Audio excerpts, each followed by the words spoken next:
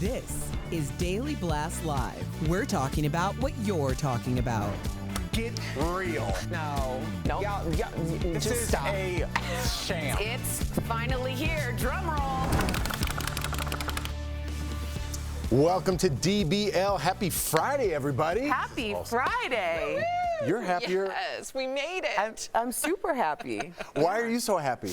It's Friday. All right. Need we say more? There we go. Uh-huh. TGIF. Exactly. Good one. All right, let's get to it, guys. Charges against Alec Baldwin in the shooting death of his cinematographer have been dropped. Alec was facing involuntary manslaughter charges after a prop gun went off on the set of his movie Rust in 2001, killing Helena Hutchins.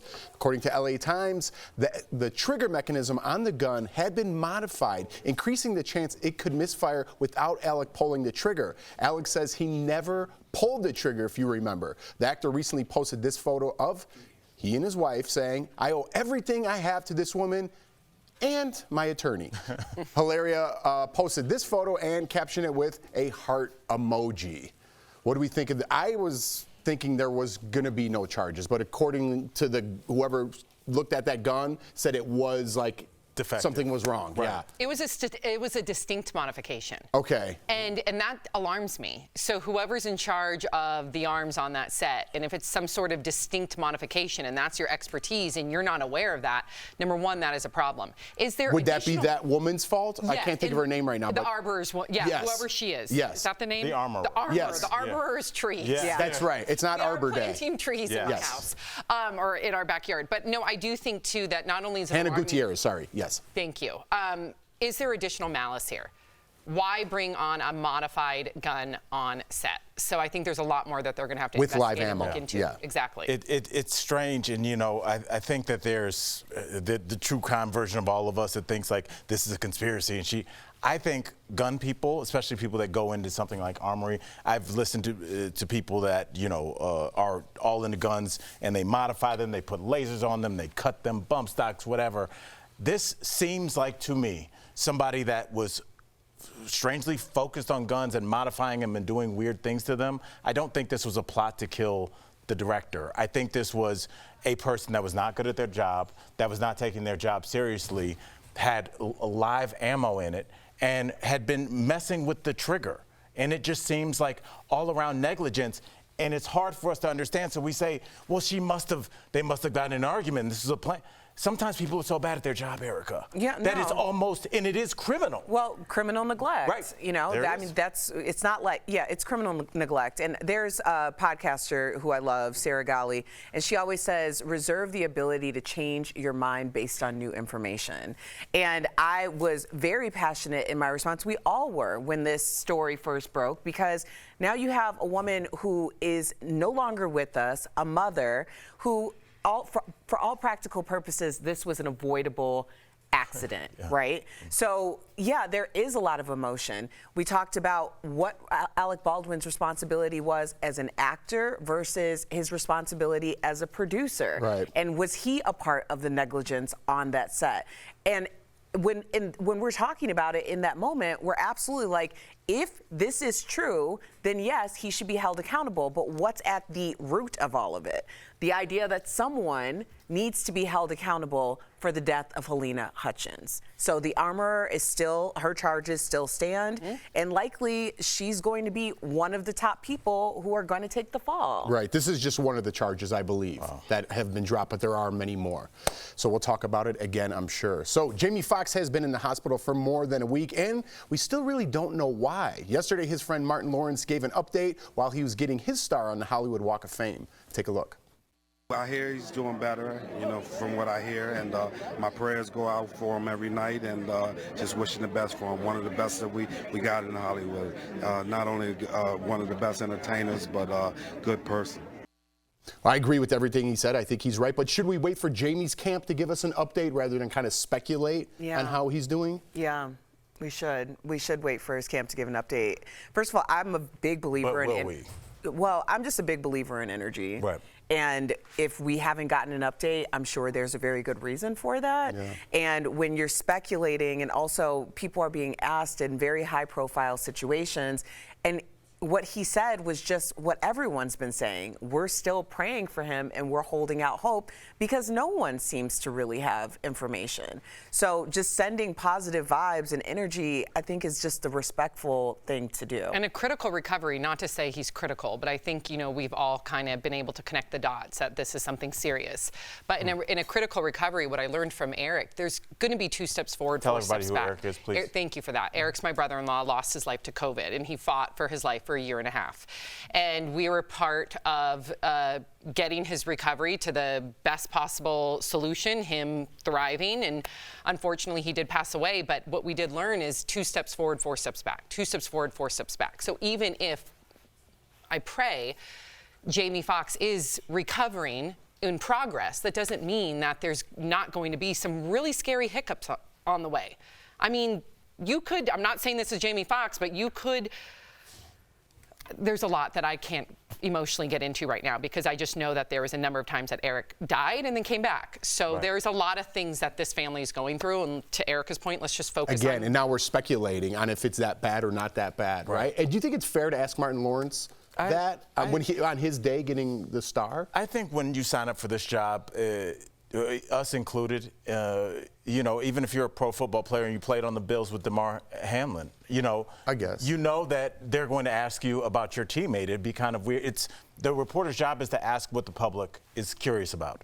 And a lot of times, unfortunately, the messenger gets killed because they're asking what people are curious about. And people are asking about Jamie Foxx because Jamie Foxx has been threaded through all of our lives, whether you know him from In Living Color or, you know, blame it on the alcohol or any of the Ali, whatever. He's part of us. And so people care and they're going to ask and the reporter's going to ask. So I think it's fair to ask. And I think the response that Martin gave was perfect. All the great Ray he did, all the great stuff, and you landed on blame it on the alcohol. That was massive. It was just funny. For people of a certain age, that was, whoo. Yes. Jeff, you know that song. Oh, I know the song. I know the song, but you like reach it and then you pulled that fruit down. Yeah, that was it. Blame it on the alcohol. But yeah, he's in a tough spot, Martin Lawrence, because Jamie's camp doesn't say anything. Then they ask him, and this is the news because everyone really wants it. And it's like, Martin Lawrence, like, man, I didn't want to answer that question. But he's in a tough spot. We're praying for Jamie. All right, so here's the question. You guys talk to yourself. Well, Tom Hanks' son, Chet, does a lot. Let's take a look. Sometimes you just got to go on a long walk or a hike, whatever, by yourself and just talk out loud to yourself the whole time. Just started off with, hey, man, it's been a minute. How come it's been so long since we kicked it? Just go wherever the conversation takes you, but get it all out. Get it all off your chest. It's like if Vanilla Ice was a hitman. Didn't you just think like he was in front of the person's house? Like, I don't want to do this anymore. I want to get out of this line. He talked to himself for 2.5 hours, and he said that was the realest conversation he's ever had. Look, I will open it. Erica, I know you and Sam, you guys are very into self-healing and talking. Is this crazy to y'all or no? No. I knew it. The realest conversation? Not for me. I might say little affirmations to myself, but I do know someone very close to me who struggles with PTSD, and by repeating his story and having conversations with himself, by himself, it has helped it not trigger emotional responses. So I think in certain situations. How long do these conversations go? Depends how long your trauma story is. But I'm not. And you put them in a room and they talk to themselves? No, it's something that you do after the fact. But that's me taking it to an extreme level. On a basic level, Erica, on Chet's level, what do you think? I think that psychedelics have become legal in a lot of states, and people are taking advantage of that situation. Yes. Maybe reset. Jeff, what do you think? Here's what I think. Do you do anything like this? I don't have conversations with myself for 2.5 hours. I would check myself into someplace. Yeah. That's insane. So okay? what do you do? I don't know. I listen to positive affirmation and things like that. Let me get to Chet real fast because I'm already crazy. But somehow this guy is like, I'm like, dude, this guy's a joke. Get out of here. Some reason I'm starting to climb back up the ladder. I kind of want to listen to more of what he said. You don't. I think it's so insane. I kind of want to watch the train wreck. Is that crazy? Chet. Dude, you don't think he'd be great on a reality show? Of course he would. He is a reality That's show. what I'm saying. So I don't know. He's working his way back up to the conductor's seat. You do. He was in the caboose. Now he's driving. I don't know. Talking to himself all along the way. So, do you remember the memoir Tuesdays with Maury? We're going to talk with the author's son all about the new book he released in his dad's honor. And is Portia Williams playing peacemaker among the housewives? Erica is explaining in her segment what Erica's watching. That's Candace. DBL, this show is amazing. There's a lot going on down here. I would have been part of the Mile High Club. Yeah. So on point. But I'm gonna have a conversation about what's happening now.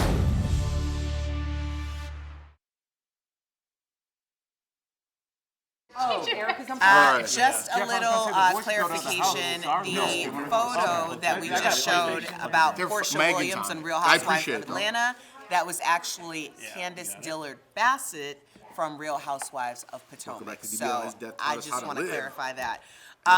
Yeah, Jeff apparently thinks that Chet Hanks should be a reality TV star.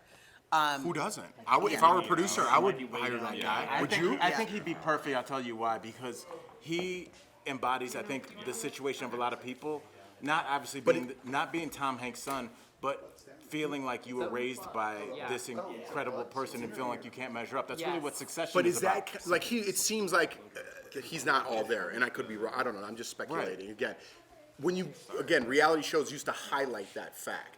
Are you allowed to do that in this day and age when you know kind of someone's like, hey, let's get Gary Busey on the show? Are you kind of taking advantage of that fact? It's different because it's not exploitative. Like if you take the hitchhike axe killers, whatever, they were exploiting him. He was not very well, but Chet Hanks is doing the work to get better, and that's what I think a lot of people. So you want to see that road? I think a lot of people could see that, and relate to somebody like, hey, this guy had everything and he still struggles with what I do. I think that's very relatable. Exploiting crazy reality TV. Well, yeah, I mean, nothing's not working. Even though the surreal life, I feel like that kicked off the world that we live in now. In terms of like stars doing, that was the first one.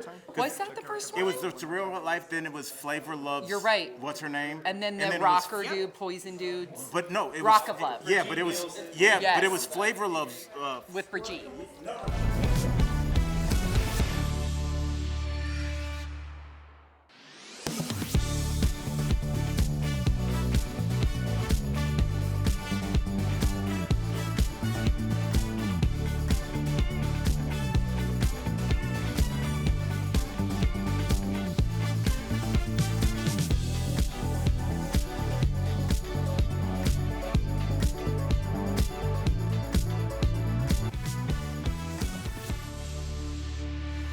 Welcome back. How did a housewife dodge wedding day drama? The Rhythm Nation strikes back, and an idol goes back to school in this week's What Erica's Watching. First, Bravo's Ultimate Girls Trip united two shady housewives. Candace from Potomac and former peach holder Portia. Here's my shade tree. I'm coming in to smack you with it. You knew it was coming. Portia's was like, I'm a nice girl, but boom, no, I'm not. Well, the two reality queens shaded each other because of Portia's relationship with Candace's former castmate, Monique. Now, back when Monique was on the show, Real Housewives of Potomac, her beef with Candace got so heated, it fired up a physical altercation, which was no bueno. But Candace and Portia were actually able to get past that. So much so that Portia decided to invite them both to her wedding. Well, Portia had two separate weddings. Of course she did. Candace was invited to Portia's American-themed wedding, and Monique attended Portia's Nigerian nuptials that honored her husband and his family. Next, Janet Jackson fans are not happy with comments from an online troll. Janet is a true triple threat, but someone seems to think that her dance moves are, well, basic, and that she dances like chicken and is one of the biggest names to waddle on stage. Now, this poultry diss didn't go unnoticed by Janet fans, who were quick to set the record straight by posting clips of Janet's signature moves that inspired global superstars like Beyonce and J-Lo. Now, only a nasty hater would agree with this troll. And finally, let's hear for Fantasia. The American Idol and R&B queen has come a very long way. She learned how to read later in life, then got her GED, and now she's enrolled as a student at Central State University, a public HBCU in Ohio. Now, last year, she got her first taste of higher education when she became an honorary member of the Black sorority Sigma Gamma Rho.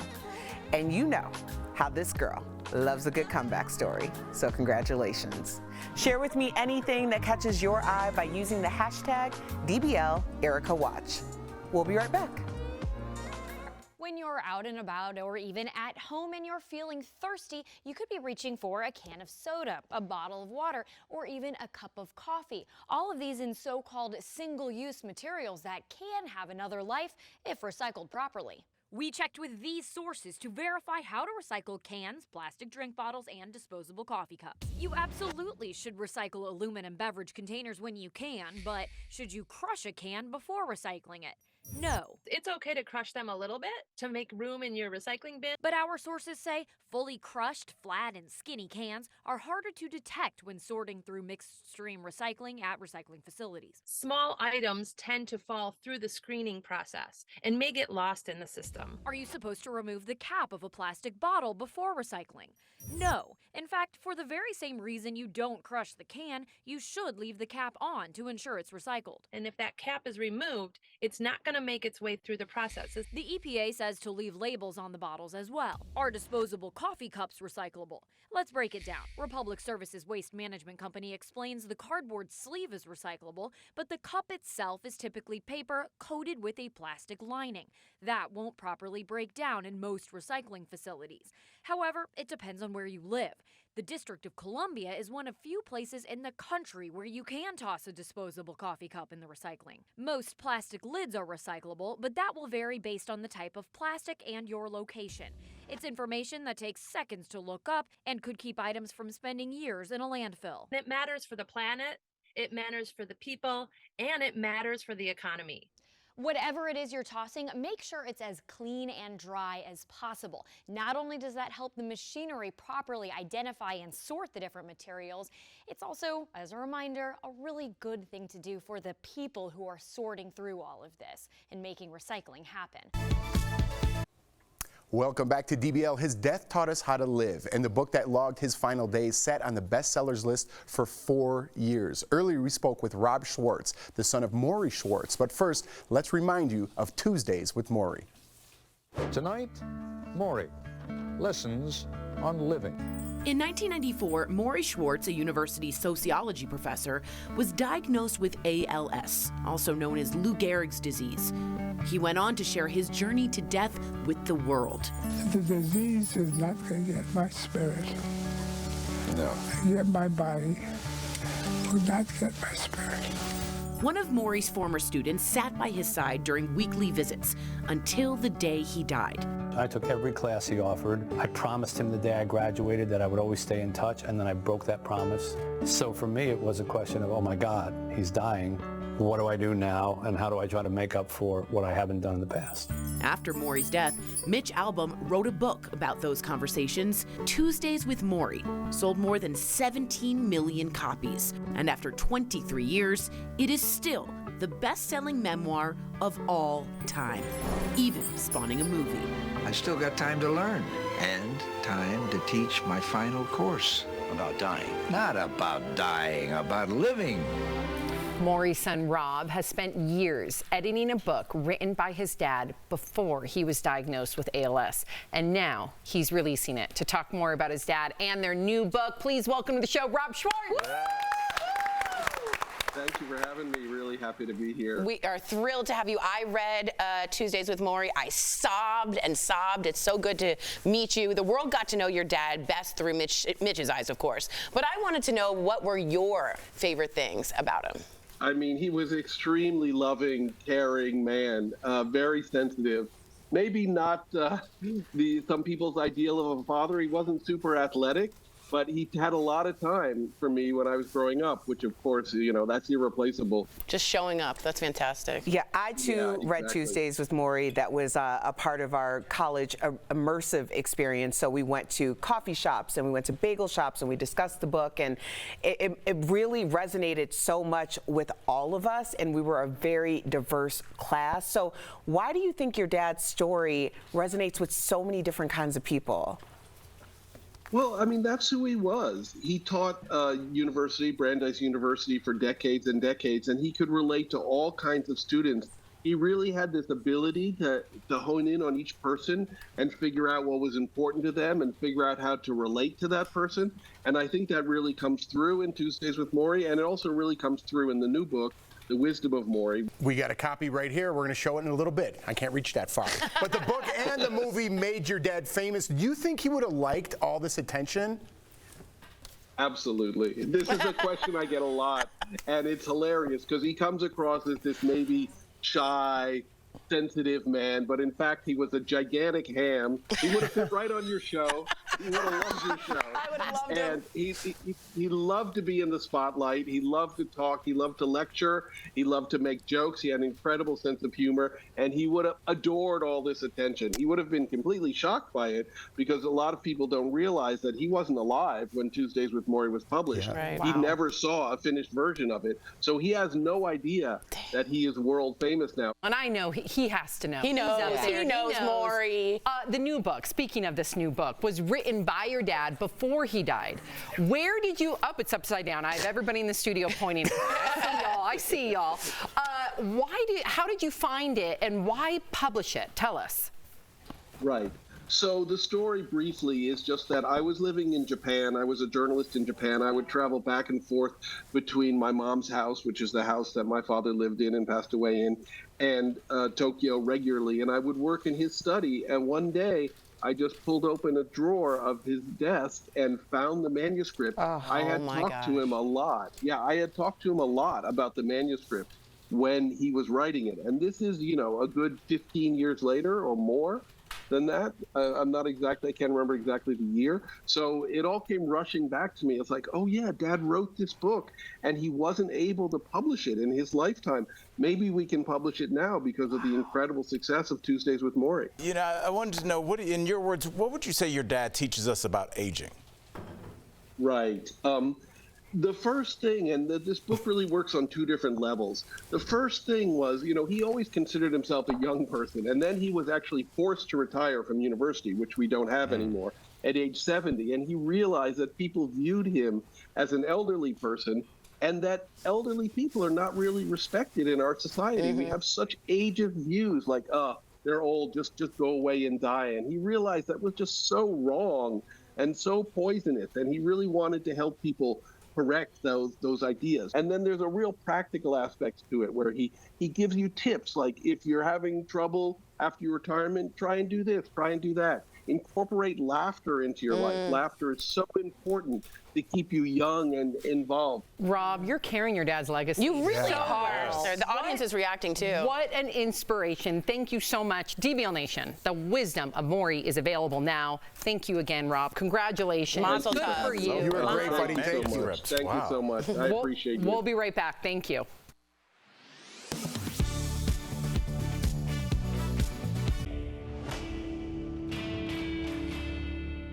The federal government is preparing to end its emergency COVID declaration in May, signaling the end of certain pandemic programs, but not the end of COVID.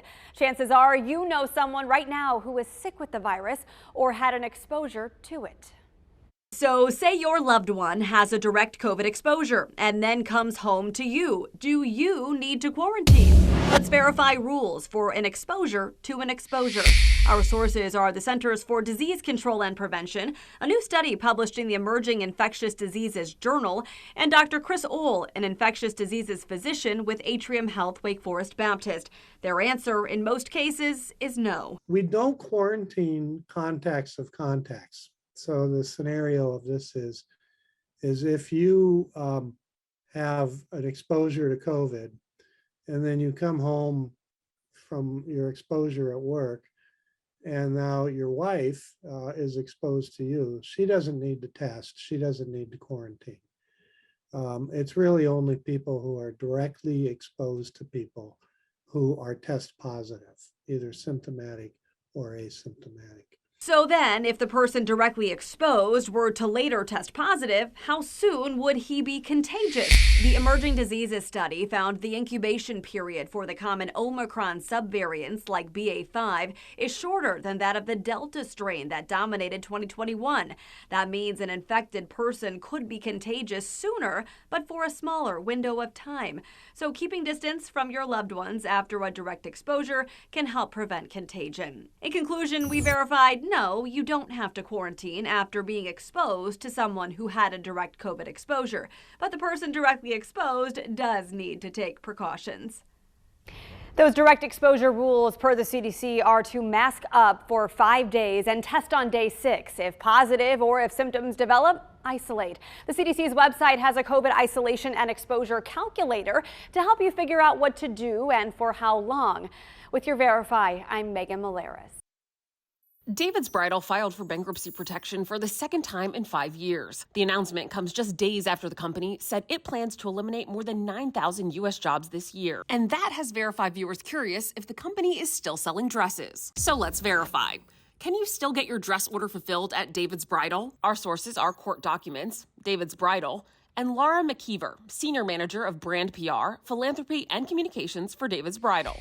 Court documents show David's Bridal filed for bankruptcy protection on April 16th, but the company says it's in the process of looking for a buyer who can continue to operate the business going forward. In the meantime, Laura McKeever, a spokesperson for David's Bridal, says the company is still fulfilling new and existing dress orders in store and online, and that the company plans to fulfill those orders on time. So we can verify, yes, you can still get your dress order fulfilled at David's Bridal, despite the recent bankruptcy filing. The company says it is also still currently honoring gift cards, exchanges, and returns. With your Fast Fact, I'm Ariane Till.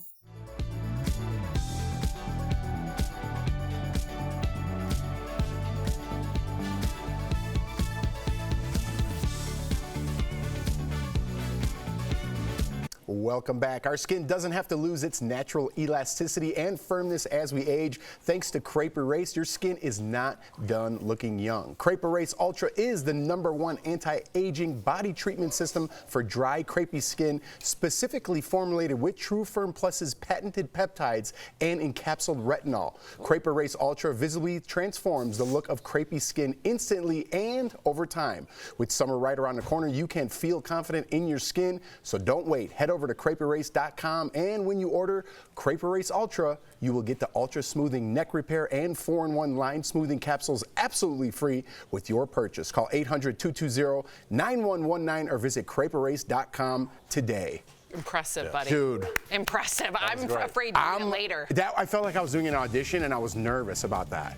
Yeah. I will just say this, we can hear your two little ones in the back, Jeff, and it's like, it keeps reminding me that, like, we're back from COVID and life is around. Yes. Like, I think we should acknowledge that every once in a while. I know, it makes me feel good, and I didn't mess it up, and they could be proud of their dad, even though they could care less. Exactly. I did it for you guys. That's you don't right. care. They're drawing dragons. They're like, Dad. They're like, encapsulated formula. What are you talking about? All right, we'll see you guys Monday. Have a great weekend. Bye, guys.